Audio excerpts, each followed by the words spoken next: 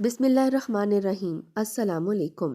आज मैं आपके लिए किसी लड़की की ज़िंदगी पर बीती एक सच्ची कहानी लेकर हाजिर हुई हूँ। सच है कि बुरा वक्त बताकर नहीं आता, लेकिन बुरे वक्त में अपने ही काम आते हैं।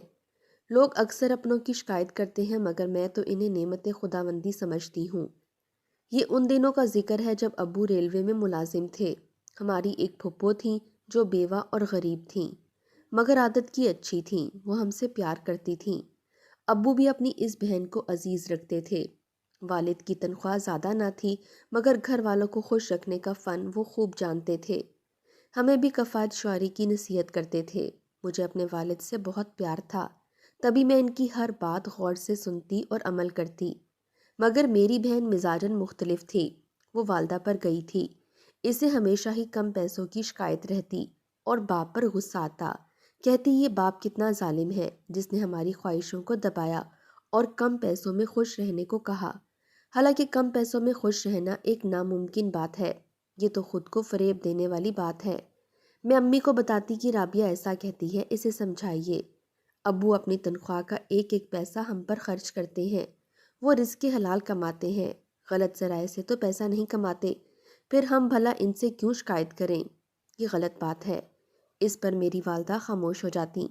कभी कहती कि राबिया छोटी है, ना समझ है, बड़ी हो जाने पर खुद ही वालदैन की मजबूरियां समझ जाएगी। इससे झगड़ा ना किया करो।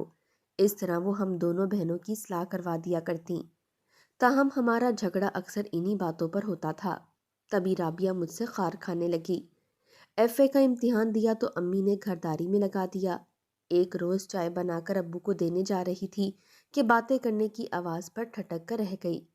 वालिद दादी से कह रहे थे कि फरहत का रिश्ता तय हो जाए तो मंगनी कर देंगे, नादिया आ जाए तो बात करते हैं। दादी ने जवाब दिया। मैंने सोचा कि अब्बू शायद अपनी बहन से मशवरा ज़रूरी समझते हैं।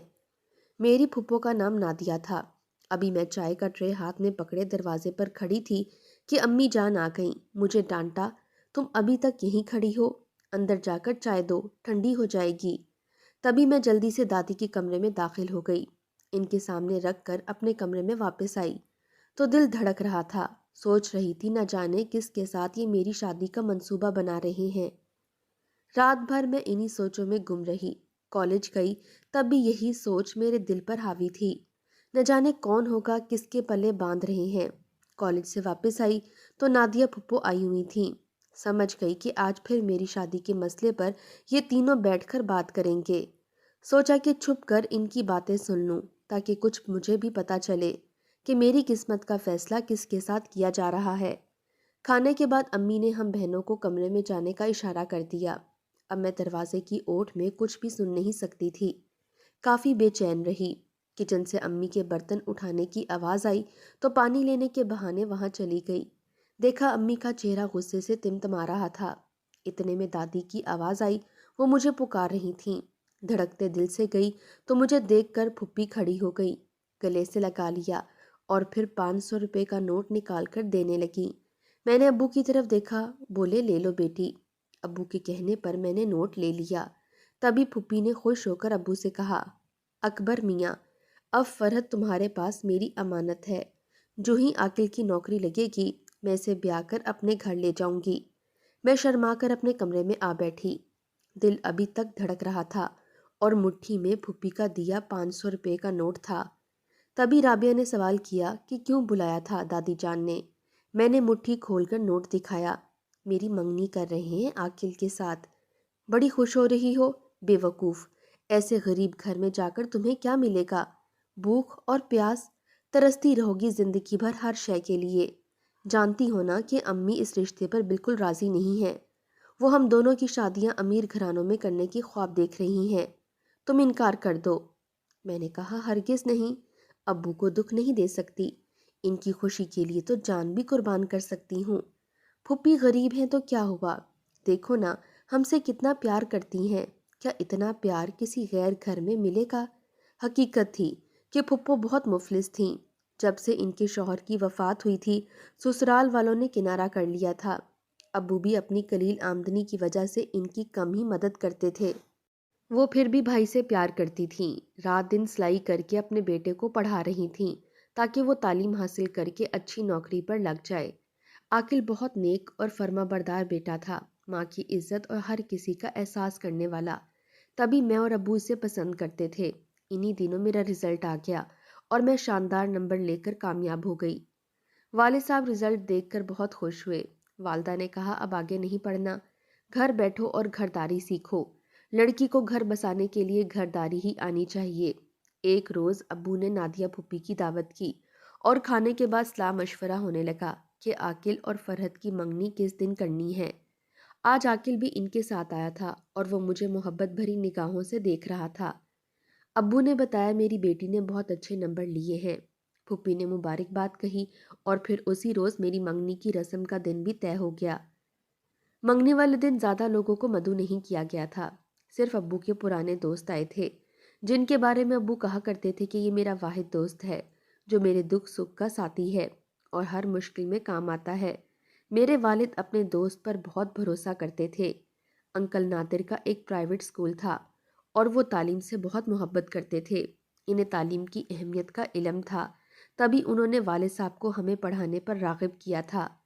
ہماری زندگیوں کے دن وقت کے پروں پر اڑتے جا رہے تھے اور ہم ایک خوشیوں بھرے گھر میں جی رہے تھے۔ ایک روز والد صاحب ڈیوٹی پر تھے کہ اچانک فون پر اطلاع دی گئی کہ جس ٹرین میں ابو ڈیوٹی پر تھے اس کا حادثہ ہو گیا ہے۔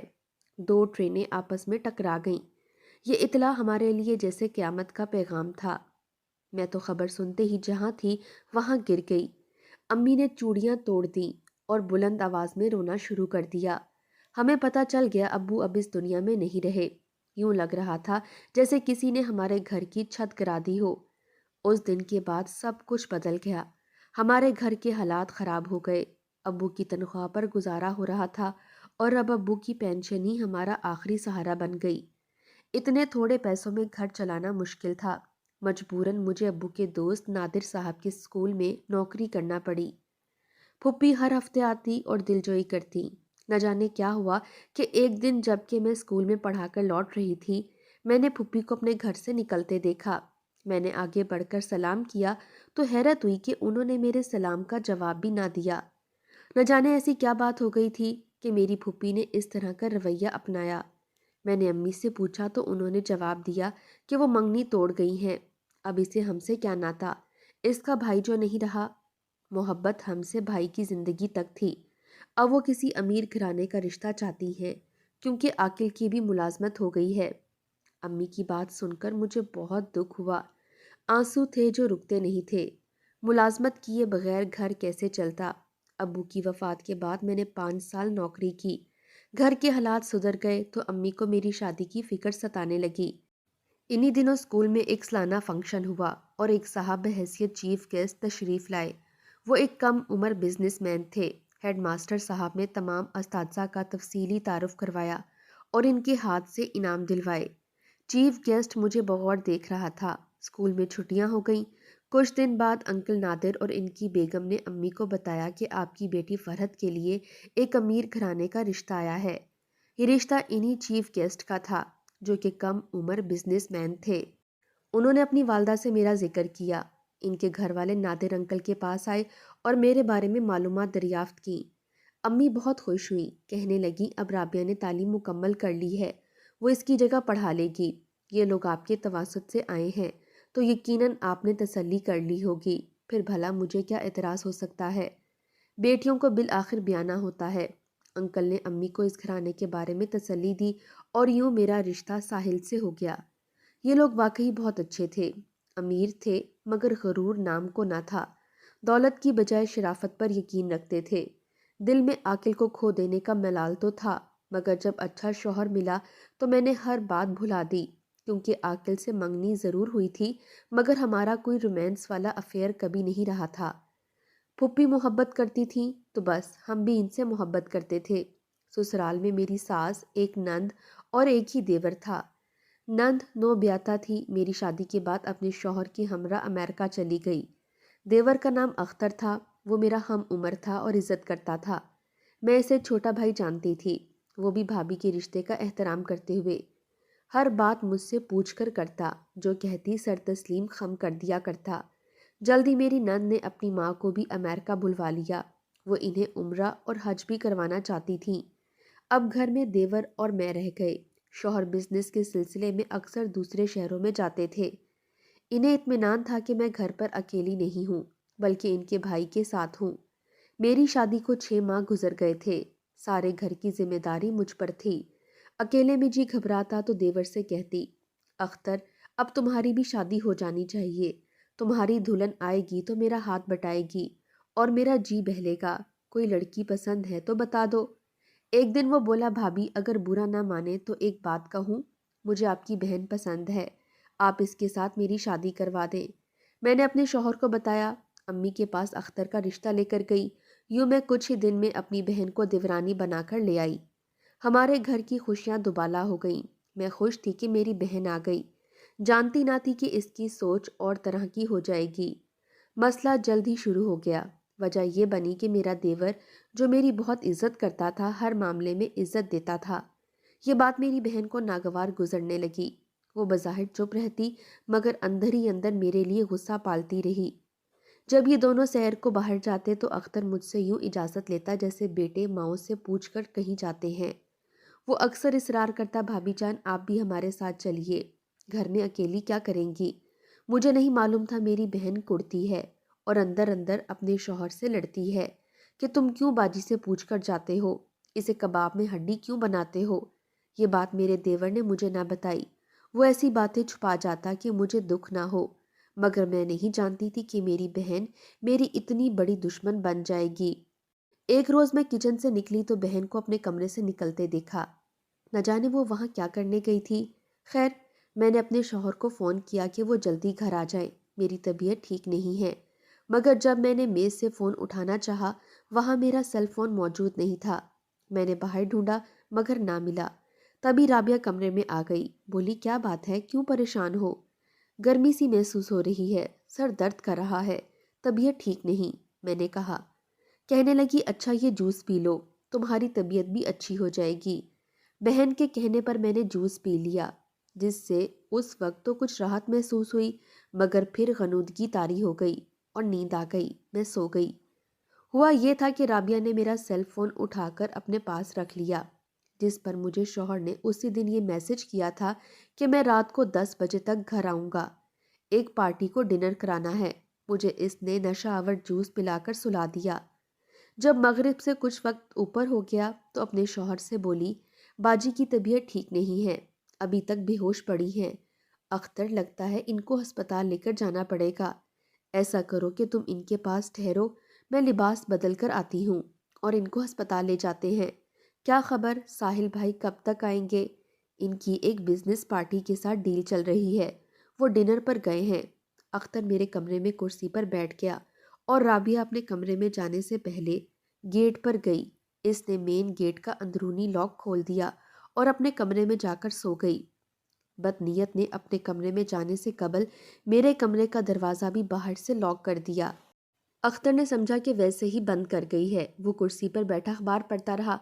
उसी वक्त साहिल घर आ गए। ये कोई रात 10 बजे का वक्त था। वो सीधा अपने कमरे की तरफ आए, जो बाहर से नहीं खुल सकता था जब तक हम अंदर से बटन को न दबाते। नॉक किया तो अख्तर ने उठकर दरवाज़ा खोला। सामने साहिल खड़े थे। वो अंदर आए। मैं बिस्तर पर पड़ी सो रही थी। तभी उन्होंने सवाल किया, अख्तर तुम इस वक्त मेरे कमरे में क्या कर रहे हो और कमरे को लॉक क्यों किया हुआ था? मैंने लॉक नहीं किया भाईजान, भाभी की तबीयत ठीक नहीं थी, तभी मैं यहाँ बैठा हुआ था, क्योंकि राबिया लिबास तब्दील करने गई थी और हम अभी भाभी को लेकर अस्पताल ले जाने वाले थे। हम समझ रहे थे कि शायद आप देर से घर आएंगे। मैंने फ़ोन पर मैसेज करके अपना तमाम प्रोग्राम बता दिया था। किधर है फ़ोन? राबिया ने मेरे सो जाने के बाद मेरा सेल फ़ोन मेज़ पर रख दिया था। उन्होंने फ़ोन उठाया और दिखाया कि देखो, मैंने रात 10 बजे तक आने का कहा था, ठीक टाइम पर आ गया हूँ। राबिया कहाँ है? ये कहकर जब वो राबिया के कमरे में गए तो देखा वो अपने बिस्तर पर गहरी नींद सो रही थी। इसने ख्वाब आवर गोली खा ली थी। इसको सोता पाकर साहिल का पारा चढ़ गया और छोटे भाई से उलझ पड़े। तुम झूठ बोल रहे हो। तुम्हारी बीवी अस्पताल जाने के लिए लिबास तब्दील करने गई थी, पर वो तो अपने बिस्तर पर सो रही है। आखिर ये क्या मामला है? मामला कुछ ना था, बस बहन से हसद का मामला था।